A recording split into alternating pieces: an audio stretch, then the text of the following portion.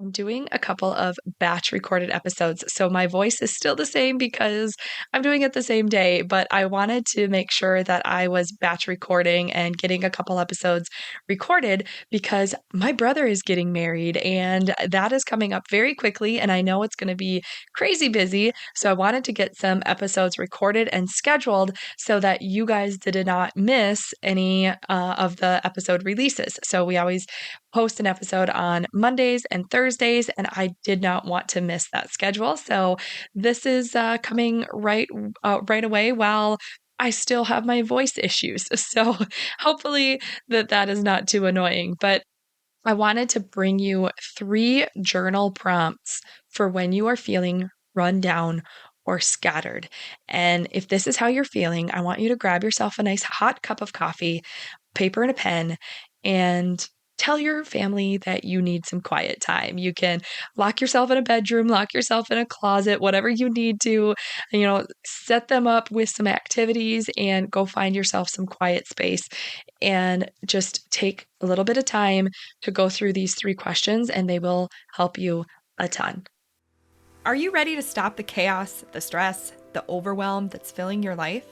I'm Renae Matt, and together you and I are going to build simple routines that are going to change your life. When you put these habits into practice, you're going to be able to organize your life in a way where you can be there for your family, pay off your debt, save money, your house can stay organized, you don't have to stress about what's for dinner, and you still get time for yourself. So without further ado, let's get started. Welcome to the Routine Advantage Podcast.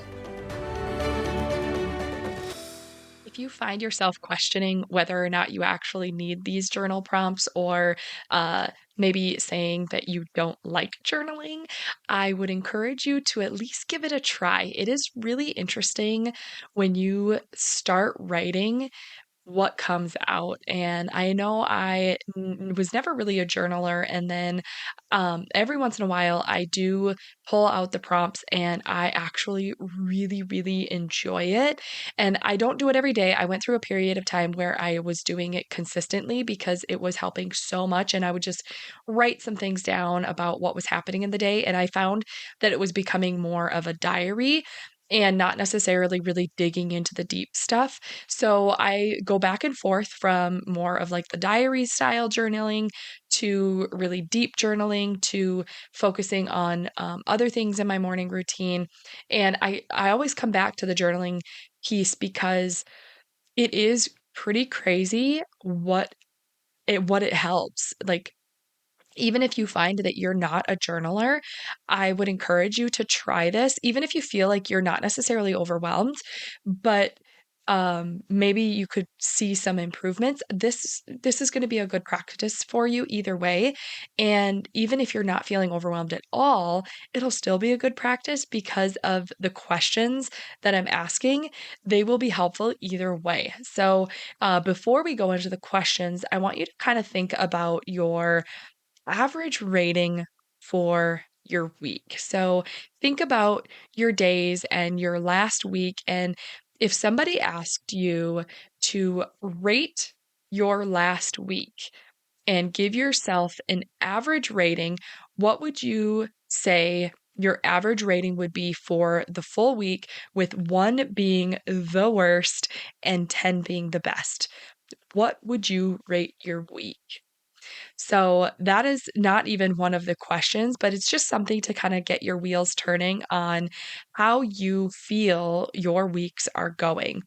And you also kind of want to ask yourself, like, if you're rating yourself, a 2 or a 4, or maybe it's an 8 or a 10, whatever you're rating, kind of give yourself some time to think about why you are giving yourself that rating in the first place. So write down the first thing that pops in your head and just kind of have that little summary before we go into these journal prompts, and they will help you as you go through the journal prompts. So we'll go right into it. So these are 3 journal prompts to use when you are feeling run down or scattered, or if your rating just isn't what you expected it to be. So, number 1 question, and you just write this at the top of the page and then just Start pouring out your heart and just start journaling. Nobody else has to read it. This is just for you to really dig deep. So, the number one is, what are 5 things that I am doing well? Pause this if you need to and write until your heart is content, and then replay and go to the next one, or unpause, whatever it is, and go to the next question. So that was number one. Number two is, at what point in the day do I feel my rating falling? So as you were rating your average week, at what point in the day do you feel that rating falling? Is there a turning point in your day?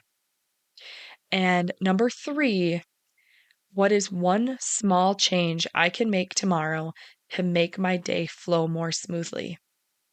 When you go through these 3 questions, it not only will give yourself insight into what is happening in your day, it also is going to help you acknowledge what is going well, what you don't want to change, and then it gives you an action so that if there's one thing that you can do the next day, just one thing, you can make one simple change for the following day.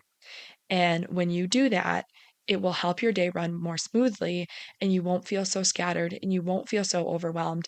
And then do this practice again and make another change the next day. And that is what's going to help you when you are feeling so overwhelmed, to start making these little tweaks and shifts.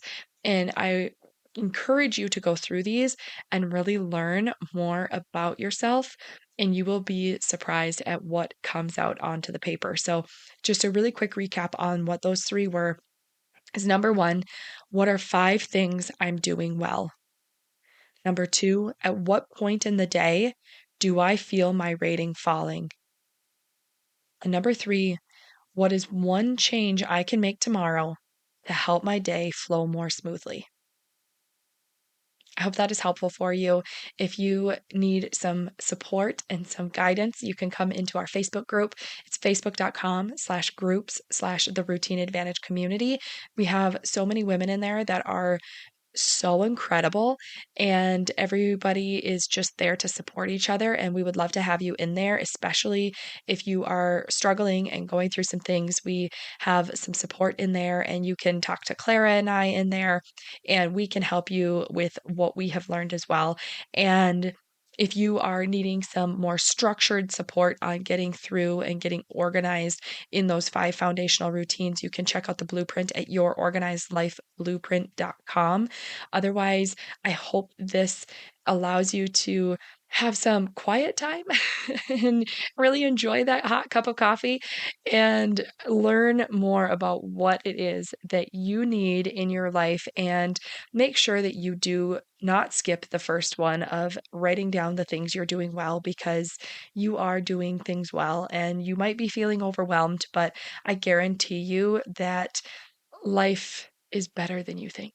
It's better than you realize, and make sure that you are recognizing the things that are going well, and so that you're not focusing just on the negative.